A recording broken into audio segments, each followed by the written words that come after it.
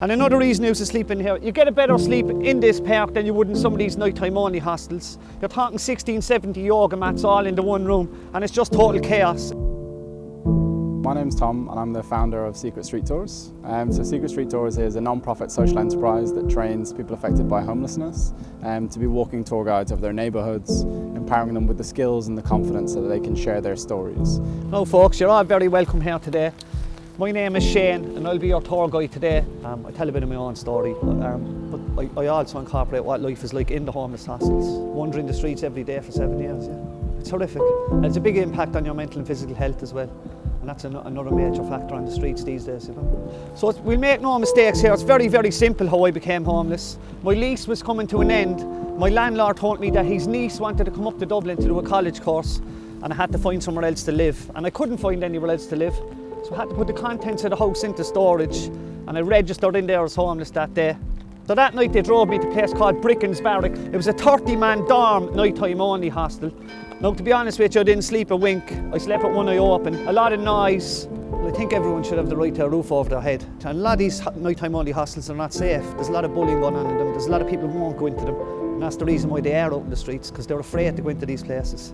Now, I would sleep in here on and off. The days that I'd ring this free phone number and I wouldn't get a bed. So I'd jump the wall up here and about the third tree in, I'd pitch a tent there. You get a better sleep in this park than you would in some of these nighttime only hostels. And it's just, you're put out again at 7:30 in the morning and it could be weather like this and you're walking around the streets all day.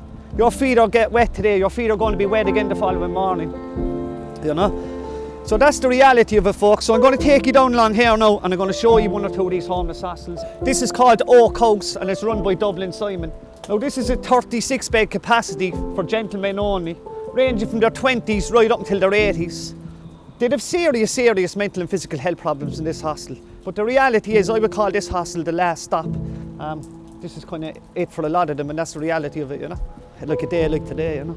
Plenty of people stuck in tents all day, you know. We can go home and have a shower and a cup of tea and warm up, you know. They're out for the night, and people, it doesn't affect them, they don't bother with it, you know. We had 100,000 up marching for the water protests, we had 10,000 up for the homeless, you know. So again, that's the reality of it. You know? Yeah, I think it's really important for the guides because it really gives them a voice. You know, we hear about homelessness every day, but you never really hear from the people affected by homelessness. So this is really about empowering them, giving them a voice. And this is a group of people that are ignored daily, and you know, it's allowing them to tell their story and reconnect back in with society.